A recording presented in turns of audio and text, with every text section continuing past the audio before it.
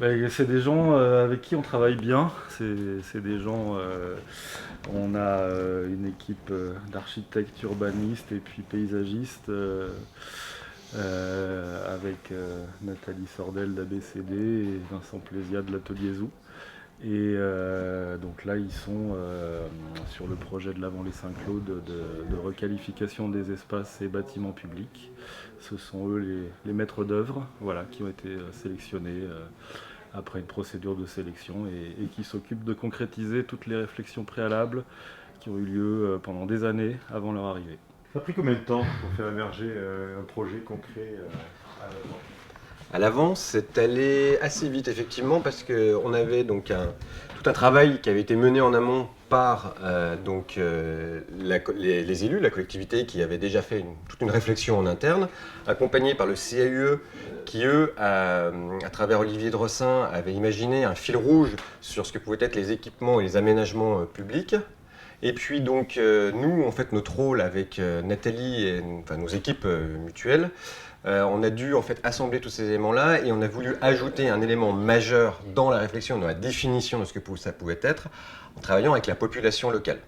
Et c'était ça, en fait, la grande force de ce projet, c'est la combinaison entre une vision d'élu, une vision de la population par rapport à un retour d'usage, à un retour d'expérience, et enfin, nous, en tant qu'experts, sur comment on formalise cet ensemble-là, et donner donc vraiment un cadre précis, et dans la foulée, pouvoir définir dans les détails les éléments d'intervention, que ce soit paysager, que ce soit fonctionnel, ou que ce soit programmatique. Quelle a été la part d'influence de la population dans cette histoire? Elle a été assez grande et même primordiale parce que finalement c'est elle qui nous a donné le reflet de tous les besoins, de ce dont avaient besoin les gens qui vont utiliser les espaces. Et finalement c'est eux qui nous ont presque transmis le programme de ce qu'il y avait à faire et ce qu'il y avait à trouver sur le site. Voilà, à travers des réflexions, pas seulement au niveau des espaces publics, mais aussi au niveau des bâtiments. Voilà, il y a quand même eu aussi des réflexions avec eux au fil du temps sur le devenir des bâtiments auxquels ils nous ont donné un petit peu leurs idées ou leurs ressentis sur des affinités qu'ils avaient avec certains bâtiments ou pas. Et de là, ça nous a quand même fortement aiguillés pour définir l'aménagement. Cette approche participative, on va chercher ce que les habitants vivent vraiment sur le terrain. C'est une manière originale de faire votre métier aujourd'hui? Alors, c'est quelque chose qui va être, on va dire, qui est assez récent dans la profession. Nous, c'est quelque chose qu'on a capté assez rapidement dans les changements sociétaux. Aujourd'hui, c'est qu'on arrête de faire des projets qui sont descendants, c'est-à-dire que nous, on est plutôt sur des projets qui sont plutôt par la base, par capillarité. Et donc, de travailler avec les gens, c'est ce que nous, on appelle le dialogue vertueux. C'est qu'aujourd'hui, on pense qu'on ne peut plus passer à côté de ça. C'est d'ailleurs, il y a un écho dans l'actualité aujourd'hui de notre société à différentes manières. Et on pense que c'est un moyen aussi de recréer du contact entre les différentes personnes sur un territoire. Là, dans le cadre là, c'est d'une ville. Et ça nous permet d'amener en tout cas à une préfiguration de ce que ça pourrait être et une appropriation par cette population. Et donc, c'est-à-dire qu'au lieu de faire un projet qui est hors sol, pensé par soi-disant des sachants, c'est-à-dire nous, experts, architectes, urbanistes, paysagistes, au contraire, on est là pour coller à la réalité et aux attentes des uns et des autres. Je dirais, et je rajouterais par-dessus ça, c'est que nous, maintenant, au sein de nos sociétés, et ça fait quelques années qu'on a intégré ça, d'ailleurs dans nos formations, on a suivi des formations spécifiques par rapport à ça, pour l'animation de la concertation citoyenne. Donc ça fait partie de notre ADN aujourd'hui d'être dans la co-construction. On sait que tous les cabinets qui avaient des habitudes par ailleurs n'aiment pas trop faire ça, parce qu'en fait finalement ça limite le champ de leur imagination par rapport à la conception. Et je dirais que nous, au contraire, on fait un peu un travail de feignant. Et ça, j'aime beaucoup le dire. C'est-à-dire qu'on est là pour capter et recenser les besoins et les attentes. Et on a juste, après, derrière, à les formaliser. Alors, c'est pas si simple que ça, c'est pas si feignant que ça. Mais quand même, c'est intéressant d'avoir un peu de recul et puis ne pas avoir le nez dans le guidon, comme ça arrive assez régulièrement quand on est dans un projet. Et puis au-delà de ça, il y a deux choses, si tu me permets. Oui. Ça demande, en tant que concepteur, une certaine humilité Parce que justement, on n'est pas là pour, même si on a des convictions, même si on a quand même des messages à faire passer en termes d'aménagement ou de construction, on a quand même une écoute à avoir, parce que finalement, ce qu'on crée, c'est pour les gens qui sont là avec nous et avec qui on travaille. Donc on n'est pas là que pour mettre notre patte quelque part et ensuite s'en aller en se disant on a fait quelque chose de joli. Et ça, c'est encore malheureusement parfois, des fois le cas. Donc là, il faut aussi, quand tu disais, il faut prendre du recul, on est vraiment dans ce rapport-là, où on essaie de se mettre un petit peu en retrait par rapport à des envies qui nous sont propres. Et en deuxième point, il y a le fait que aujourd'hui, dans les communes avec lesquelles on travaille, la demande est de plus en plus là, mais par le biais d'un phénomène de société un petit peu. Je pense que les élus commencent à prendre ça en compte, bon gré mal gré parfois. Et c'est vrai que là, on a eu la chance à l'Avant-les-Saint-Claude d'avoir en face de nous une commune qui était partie prenante là-dedans. C'est pas nous qui avons amené qui avons engagé le processus. Le processus était déjà engagé avant nous. Avant qu'on arrive, ils avaient déjà toute une réflexion par rapport à ce processus-là. Et donc là, on a eu aussi un champ des possibles qui était déjà très ouvert par l'ouverture d'esprit de la commune. Et ce qui n'est pas le cas dans toutes les communes qu'on peut trouver aujourd'hui. Le chemin sur la concertation, il est encore un petit peu... il est nouveau et il va se faire dans les années à venir. Comment vous faites la part dans cette concertation entre les intérêts particuliers qui viennent s'exprimer, Tout à fait. et l'intérêt collectif qui doit quelque part, je ne sais pas, mais peut-être primer à la fin? Donc vous faites des frustrés. Donc vous faites vous générez aussi du mécontentement. C'est pas le pays des bisounours quand même. Alors non, parce que ça serait trop beau. Mais je crois qu'en fait c'est qu'une question en fait d'équilibre. Tout ça c'est un jeu d'équilibre et aussi de consensus. Mais comme quand on administre un territoire à un moment donné, on a cette nécessité de savoir écouter tout le monde. Et ce qui est intéressant aussi, la manière dont nous on anime aussi ces concertations, cette co-construction, c'est important. C'est-à-dire qu'à un moment donné, on arrive à capter des axes sur lesquels il y a un consensus qui se forme. Et c'est aussi là toute la force aussi d'être préparé à ça. C'est de pouvoir après derrière les amener sur ces éléments, ces axes forts et qu'on peut développer. Et par exemple, il y a des termes aussi qu'il faut faire attention à ne pas utiliser quand on fait de l'animation citoyenne comme ça, c'est de ne pas aller dans les points qui sont négatifs. C'est plutôt être dans quelque chose où on est dans qu'est-ce qui fonctionne bien, qu'est-ce qui pourrait être encore mieux, et comment on arrive à mettre en perspective tout ça. Et à partir de là, en fait, on met de côté tous les petits problèmes d'intérêt particulier, comme vous dites, et on va bien au-delà de tout ça pour aller chercher vraiment l'essence de qu'est-ce qui serait le bien pour moi et ce qui serait bien pour les autres. C'est-à-dire c'est comment l'individu se fond finalement dans le collectif. C'est un jeu d'équilibre, encore une fois, c'est pas le monde des bisounours, ça se fait pas comme ça. Il faut être préparé et c'est sûr que les techniques qu'on appelait avant de concertation, qui était la réunion publique, où on présentait, on disait aux gens ça sera comme ça n'a strictement plus aucun intérêt et nous on ne le fera plus aujourd'hui. Et comme dit Nathalie, effectivement, ça ne peut marcher qu'à condition qu'on ait une préparation de la population par rapport à ça, en amont, et qu'on ait des élus qui soient prêts à lâcher le bébé, parce que c'est la condition sine qua non par rapport à ça. Et donc, comme je l'ai dit tout à l'heure, c'est qu'on a un cercle qui est vertueux, une vision d'élu, des attentes de la population, et nous, experts, qui sommes là pour retraduire tout ça et amener en fait les touches supplémentaires par rapport à ça. Ce qui nous donne en fait la réelle satisfaction quand on rend un projet, c'est quand vous avez la population qui a participé à ces groupes de travail et ces ateliers créatifs, de dire « Ah, on en avait parlé de ça, oh c'est génial, je retrouve ça, oh ils ont pensé aux enfants, ainsi de suite, ainsi de suite. » Et en fait, c'est plutôt l'effet de « on se retrouve dans le projet » et même s'il y a des choses sur lesquelles on n'a pas retrouvé, parce qu'on ne peut pas prendre toutes les idées, mais voilà, c'est dans la question de l'assemblage derrière. Et voilà, nous, un projet, je dirais qui est réussi, c'est même pas avant qu'il soit réalisé, c'est quand on fait une restitution de plans et de projets où les gens en fait sont déjà appropriés l'opération et en fait c'est la préfigure pour la suite.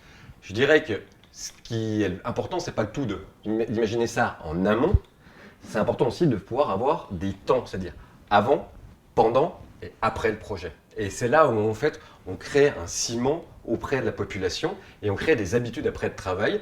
Alors c'est à l'échelle d'une ville, des fois après ça va être à l'échelle d'un quartier, ça va être à l'échelle d'un territoire. Il faut savoir adapter aux différents niveaux d'échelle auxquels on est confronté et à la problématique qui est la nôtre.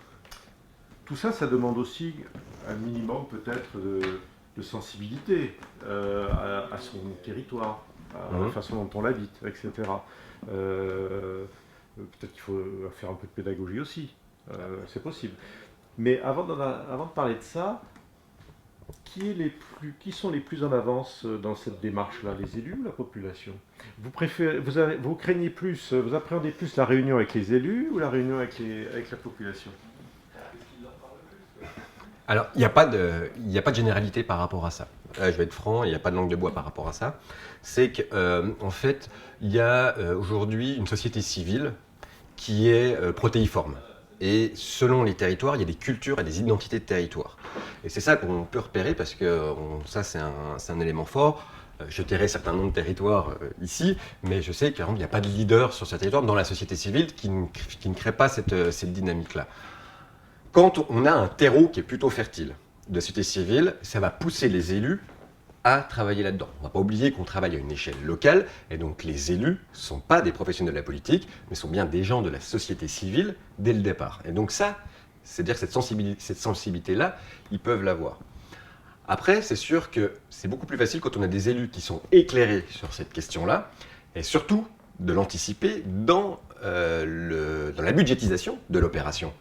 Parce que ça, il ne faut pas l'oublier, c'est qu'effectivement de faire une belle concertation sur des temps forts avec un ensemble de participants, ça prend du temps, ça se prépare et ça a un coût.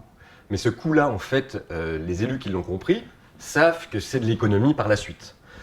Et c'est là aujourd'hui où on a un frein, effectivement, c'est quand nous, on répond à des appels d'offres pour faire ces projets d'aménagement, et qu'on a en face de nous, en fait, des élus, quand on leur propose une option par rapport à cette concertation, qui a un coût, on ne sait pas ce que c'est, mais qu'est-ce que vous allez nous faire? C'est assez ésotérique pour eux, et surtout quand on a eu toujours une vision très pyramidale de la gestion administrative de leur collectivité.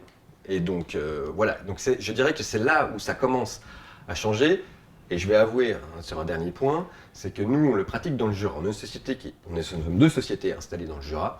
On pratique ça aujourd'hui dans le Jura parce qu'on connaît ces cultures, ces identités propres à des micro-territoires qui nous permettent d'anticiper pas mal de choses. Et c'est très bien pour nous que le Jura soit un laboratoire parce qu'on va pouvoir aussi l'exporter par ailleurs. Je sais qu'ailleurs en France, il y a d'autres cabinets comme nous qui le font de façon admirable et ça commence à pousser. Et ce qui est intéressant, c'est que, en fait, pendant très longtemps, on a considéré les grandes métropoles comme les grands laboratoires, mais parce qu'il y avait des moyens qui étaient mis en face et une pression de la société civile qui était très forte. Et aujourd'hui, dans nos territoires dits ruraux, on est en capacité de pouvoir développer, mais avec d'autres méthodes et d'autres approches, ce type de mise en pratique de la co-construction et de la concertation citoyenne. Moi, j'ai une formation d'urbaniste à l'origine, et aujourd'hui, ce qu'il faut savoir, c'est qu'un urbaniste est quelqu'un, dans le cadre de toutes ses études, de sa formation, a touché à de la géographie, à du droit, à de la sociologie, pas de la psychologie, mais un peu de la philosophie, et on est forcément cette vision transversale de la société. Et un urbaniste doit être en capacité de pouvoir, en tout cas, comprendre l'ensemble des dimensions et des problématiques qui sont inhérentes à un territoire. Si ça, on n'est pas capable de prendre cette hauteur-là et qu'on reste enfermé simplement dans la définition d'un projet, simplement d'un coup de crayon, on sera complètement à côté et on ne sera pas en mesure de pouvoir faire, en tout cas, émerger vraiment les besoins et la vision qu'il faudrait pour ce territoire-là. La place du CAUE dans ce relationnel, il est bien identifié. Vous êtes un cabinet, vous avez une dimension économique importante. Et puis vous avez d'autres entités, le CAUE, architectes aussi, urbanistes, paysagistes, qui sont là aussi dans le circuit. Ouais. Comment vous vivez avec eux? Est-ce que les rôles de chacun sont bien identifiés? Est-ce que c'est bien compris? Est-ce que c'est un appui? Parfois ça peut être aussi une difficulté, je ne sais pas. Les rôles de chacun sont quand même bien définis et bien perçus par toutes les entités, je pense. Le CAE, il est souvent là quand même en amont des projets. Il a un grand rôle d'éveil auprès des élus et auprès des particuliers aussi. Nous, on est plus confrontés, on va dire, on est plus en collaboration avec le CAE dans le cadre des collectivités. Mais ce besoin d'éveil et cet éveil qui est fait des élus et des collectivités, il est primordial pour nous parce que finalement, c'est ce qui fait, on va dire, marcher tout le monde dans le bon sens. Quand le CAE est là en amont sur des projets dans des communes, on a toute une partie quand même de programmation, de réflexion en amont des projets qui est primordiale parce que ça permet aux collectivités de bien définir les missions dont elles vont avoir besoin quand elles vont faire appel à des cabinets comme les nôtres. Et sans ça, je dirais, quand on commence déjà à la base à avoir un programme qui est bancal ou mal défini, on a forcément en cours de route des loupés dans le projet et des ajustements qui sont, on va dire, peu agréable aussi bien pour les collectivités que pour nous. Et donc au moins avec ce cadrage, on va dire en amont, on a déjà l'assurance d'aller vers quelque chose qui va se passer sereinement pour tout le monde. Et en plus, quand on a la chance d'avoir le CAE, on va dire autour de la table tout au long du projet, ça assure quand même aux collectivités une garantie par rapport à la vision qui était au départ celle de la collectivité ou celle sur laquelle elle s'était mise d'accord avec le CAE. Et ça permet quand même d'avoir un accompagnement et un encadrement. Et ce qu'on peut rajouter par rapport à ça, c'est qu'effectivement, le CAUE, en fait, il prépare le terreau. Donc ça, c'est effectivement ça. Et ce que j'apprécie aujourd'hui avec le CAE du Jura, parce que je sais que chaque CAE a sa propre approche. Moi, je vais faire un mea culpa, j'avais une vision du CAE au début, quand on a commencé, comme une institution figée et administrative, qui était là comme pour faire fonctionner et conseiller de manière un petit peu régulée les collectivités. Et on a des gens, en tout cas dans le CAE du Jura, qui sont vraiment admirables par rapport à ça, c'est qu'ils savent aussi évoluer et adapter leur façon de faire. Et avec Olivier Drossin, pour le projet donc, sur la Vendée Saint-Claude, nous a fait cette confession de dire qu'effectivement la concertation citoyenne était quelque chose sur lequel il n'était pas à l'aise à l'origine. Et en voyant faire nos cabinets, voit en cette façon de faire, cette méthode de travail, en tout cas une vraie évolution de la profession. Et je pense que pour l'avenir, c'est quelque chose où il faut qu'on continue à se nourrir mutuellement entre ces différentes institutions. Là aujourd'hui on parle du CAE parce que effectivement sans CAE on n'aurait pas été là-dessus et sur plein d'autres projets, mais il faut se dire qu'il y a aussi d'autres instances sur les territoires que la population locale ou le grand public lui ne connaît pas, et parce que c'est trop technique on va dire. Mais c'est vrai qu'aujourd'hui on a les régions qui se sont renforcées et qui amènent une vraie ingénierie à la fois administrative et financière qui permettent de pouvoir porter des projets comme celui-ci. Et puis j'en passe d'autres comme des agences nationales d'État qui sont là aussi pour aider. Et en fait, on est plutôt dans un travail aujourd'hui de concertation entre experts plutôt que de défiance comme ça a pu l'être par le passé. Et je pense que ça répondra en tout cas aux attentes, surtout des territoires et des collectivités, où avant, il était compliqué de pouvoir avancer dans des bonnes conditions. Alors nous, on s'est mis au code de la commande publique, donc on répond à un marché, un appel d'offres. Donc nous, on n'est pas en concurrence avec une collectivité, enfin avec une institution, une agence publique. Donc nous, on est en compétition qu'avec des privés. Une démarche, un processus de concertation, ça prend du temps, parce qu'il faut mobiliser des gens. Il faut leur faire comprendre la démarche, il faut les rencontrer plusieurs fois. Ce n'est pas juste une rencontre qui va permettre de monter un projet avec la population. Il va falloir avoir des démarches sur 1 année, 2 années, voire plus. Et ça, il faut l'anticiper aussi dans les projets. Et malheureusement, aujourd'hui, ce n'est pas toujours le cas. On a souvent des collectivités qui s'y prennent un petit peu à la dernière minute. Et donc, du coup, quand on propose des démarches de concertation, on se retrouve parfois face à des collectivités qui ont envie de faire de la concertation, mais qui, pour des questions de planning, se retrouvent coincées et on passe à côté de beaucoup de choses. Et la pire des choses quand vous faites de la concertation citoyenne, c'est-à-dire que vous avez fait travailler les gens, vous leur avez créé une ambition, et que si ce n'est pas réalisé derrière, ce qu'on appelle l'espoir déçu, Alors là, pour remonter la pente, c'est très compliqué. Je m'adresse aux élus en disant ça, hein. Et on les sensibilise beaucoup avec ça. C'est-à-dire que quand il y a des validations qui sont faites, je conseille de les réaliser dans les 5 ans qui suivent derrière. Parce qu'il n'y aura pas de deuxième coup dans ces conditions-là. Votre métier est un métier de sens aussi. Là, vous avez parlé de la concertation, donc c'est l'écoute, Oui. quelque part. Et puis après, vous prenez la parole. Mais avant tout ça, il y a peut-être la première chose qui vous porte, c'est votre regard. Oui. Le regard que vous pouvez avoir sur le territoire. Oui. On commence par vous. Quel regard vous portez sur le territoire que vous abordez en tant que paysagiste, c'est ça? Dans la démarche, c'est sûr que quand on arrive sur un territoire, il y a déjà, la première chose, je dirais, il y a une part sensible. C'est-à-dire que quand on va se promener quelque part, il y a des choses qui se passent à l'intérieur qu'on ne peut même pas expliquer, qu'on va chercher après à expliquer en analysant les choses, en analysant ce qu'on regarde, en analysant ce qui s'y passe. Mais il y a déjà une approche sensible. Voilà. Est-ce qu'on se sent bien? Est-ce qu'on se sent étriqué? Est-ce qu'on a envie d'aller voir plus loin? Voilà, il y a plein de choses comme ça qui se passent. Et presque tout de suite, je dirais, immédiatement, il y a déjà des premières idées qui émergent. Il y a des choses dans la tête qui fusent. Voilà, on commence par le biais des sensations, on commence déjà à se projeter. Et c'est presque là où, quand on commence à se projeter, il faut se dire stop, on s'arrête, on va prendre du recul, on va s'arrêter et on va analyser, on va expliquer et ensuite on va écouter et après on reviendra aux projections. Voilà. Mais il faut, notre sensibilité, notre approche, notre analyse, c'est juste un ingrédient finalement pour après pouvoir se projeter et monter un projet. Et avant, entre ces deux étapes-là, il y a tout ce qu'on va rajouter, la concertation, les besoins des élus, on va dire les prescriptions des partenaires, etc. Voilà. Et les composantes techniques aussi qui s'imposent à nous. Un regard d'émotion, un regard technique alors? En fait, c'est un mélange des deux. Alors, ce qui est très intéressant, c'est aussi souvent, quand on ne travaille jamais seul, on travaille en groupement, parce qu'il faut une somme de compétences. Donc, on regarde avec quelle équipe on va travailler.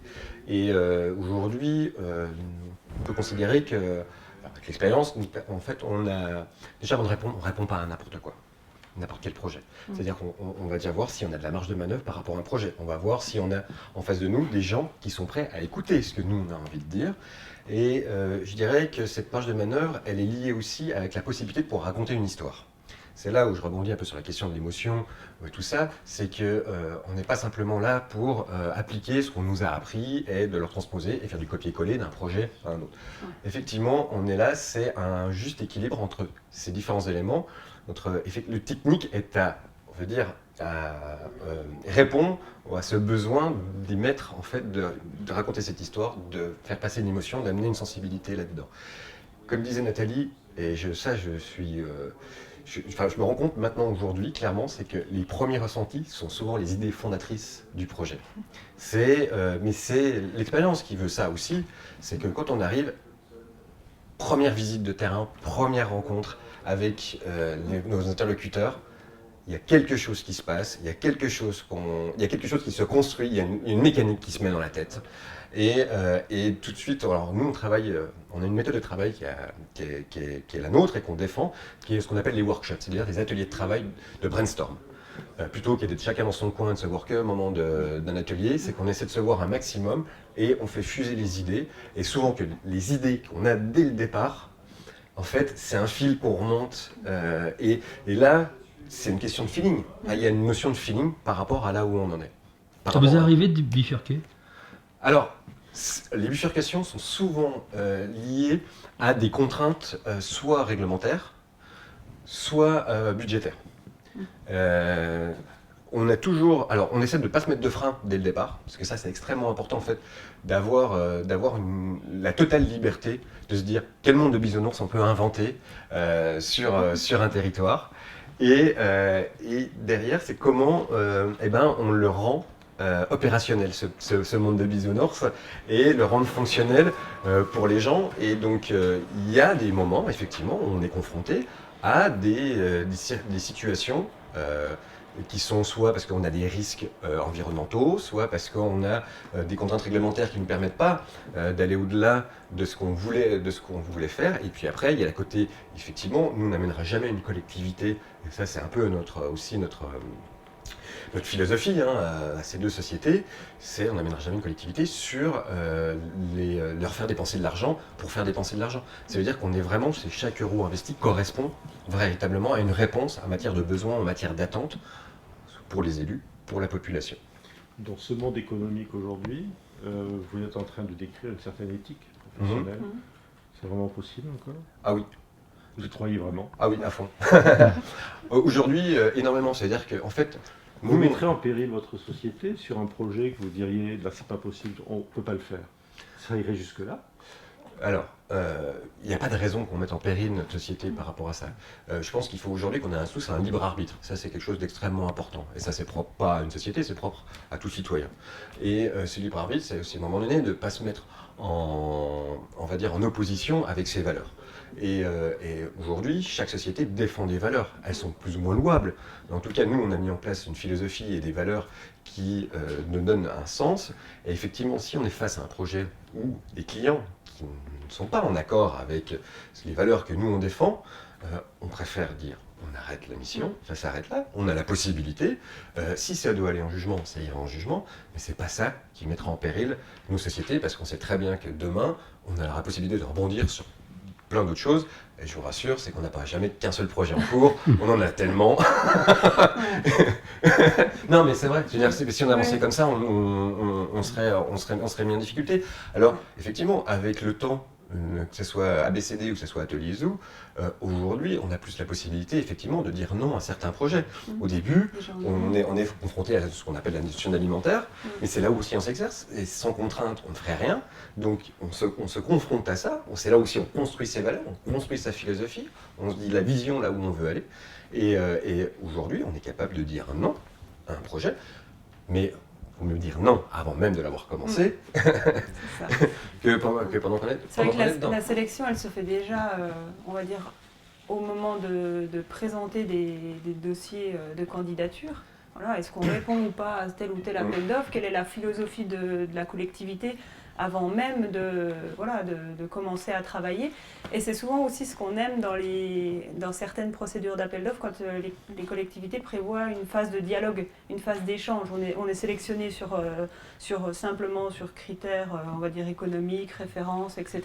Et ensuite, avant même de présenter une offre, on a la possibilité d'aller échanger et d'expliquer un peu notre façon de faire, notre vision des choses. Et je dirais, c'est là déjà où on voit s'il y a une certaine adhérence qui peut se faire entre les deux visions, entre la vision de la collectivité et la nôtre. Et puis, ce qu'il faut voir quand même, c'est qu'un dossier, un projet d'aménagement, ou même un projet de programmation, un projet comme celui de l'Avant les Saint-Claude, c'est un projet qui dure dans le temps. Et au fil des étapes, il y a quand même une sorte de relation qui se crée aussi entre nous et la collectivité, qui est basée sur la confiance. Et pour pouvoir arriver, je dirais, en bons termes à la fin d'un chantier, où tout le monde est encore content de se voir jusqu'à la dernière réunion de chantier, il faut vraiment qu'il y ait quand même une confiance vraiment mutuelle entre les parties. Et je dirais, si au bout d'un moment, cette confiance-là, elle se dégrade pour des points justement de désaccord sur des grands principes, on n'ira pas au bout du projet. Et je dirais, à un moment donné, il vaut mieux arrêter les frais à temps, avant que la situation se dégrade vraiment trop. Jusque-là, on n'a jamais eu trop à le faire, donc tant mieux, c'est bien. Mais voilà, mais c'est simplement une question de confiance et de plaisir mutuel à travailler ensemble aussi, quoi. En fait, effectivement, donc le Jura est un territoire avec beaucoup d'atouts, beaucoup d'intérêts, qui soient économiques, qui soient paysagers. Par contre, on est confronté à un problème, comme beaucoup de territoires ruraux, même si celui-ci vit bien, il s'en sort très bien par rapport au reste de la France, on a un problème de renouvellement de génération. C'est-à-dire que ceux qui partent faire des études reviennent assez peu. C'est pour ça que nous, par exemple, nos sociétés, elles s'est installée dans le Jura. Moi, mes associés, il y en a un qui était à Helsinki, l'autre qui était à Berlin, moi qui étais à Paris. Et quand on a créé la société, on a dit, on vient s'installer dans le Jura pour assurer aussi ce renouvellement. On est sur un territoire qui dit conservateur. Quand on est dans le rural, c'est très conservateur. C'est paysan, c'est agricole, c'est 1 euro est 1 euro, ça a son importance, et en fait on doit composer avec ces éléments-là, nous, dans le travail. Il y a la question effectivement de disparité des territoires, notamment quand on a une très forte pression sur la partie frontalière et qui dérègle complètement un marché du foncier, un marché de l'immobilier, et on est obligé de composer avec ça. Alors nous, je dirais qu'à travers notre travail, on essaie d'amener des éléments de compensation par rapport à ça et créer en fait un équilibre entre les différentes catégories de population qui peuvent être dedans. Mais effectivement, il y a des traditions qui se perdent parce que des néo-arrivants sur un secteur particulier amenant une grande pression qui viennent pour quelques années pour repartir ne participent pas à la vie du village, ou très peu. Donc ça, c'est assez dommageable. Après, moi, je suis vraiment admiratif de ce territoire, c'est qu'il y a il y a une vraie identité jurassienne, ça revendique même un vrai chauvinisme, on peut le dire, une fierté de son terroir, parce que derrière c'est un terroir aussi, et ça c'est fondamental. Et en fait, ici il n'y a pas la culture de on attend que ça tombe du haut pour faire des choses. Et c'est pour ça que là je trouve que la concertation se fait bien ici sur ce territoire, c'est qu'on a déjà cette culture en tout cas de la collaboration, de la mutualisation, de la construction ensemble des choses, et les jeunes qui sont encore présents, je trouve ils ont une part importante en tout cas dans les rouages de la société civile. Peut-être pas aujourd'hui en tant qu'élu, là on a des élections dans 1 mois, et j'entends de ci de là en tout cas qu'il y a beaucoup d'équipes jeunes qui sont en train de se constituer et qui ne veulent pas attendre effectivement que ça tombe du ciel. Je dirais que la dimension politicienne sur le territoire n'a pas de... Non. Et puis, nous, il faut se dire une chose, c'est que nous, on a nos convictions qui sont propres, qui sont personnelles, mais on travaille avec tous ceux qui ont envie d'avancer dans le bon sens. Moi, c'est vrai que je m'en contrefiche de la couleur politique, à part vraiment l'extrême droite, où là, c'est à l'agence, c'est niette, on ne travaillera jamais avec ces gens-là, mais quand c'est revendiqué. Après, j'aime bien aller sur un territoire où effectivement il y a une extrême droite qui est dans le vote, hein, qui est très présente. Et je pense que nous, on a un rôle d'intérêt général, en tout cas aussi, de ramener les gens, en tout cas, à discuter, à échanger, à participer ensemble. Et je pense que ça va aider aussi à décloisonner, en tout cas, ces pensées qui sont plutôt à se refermer sur soi.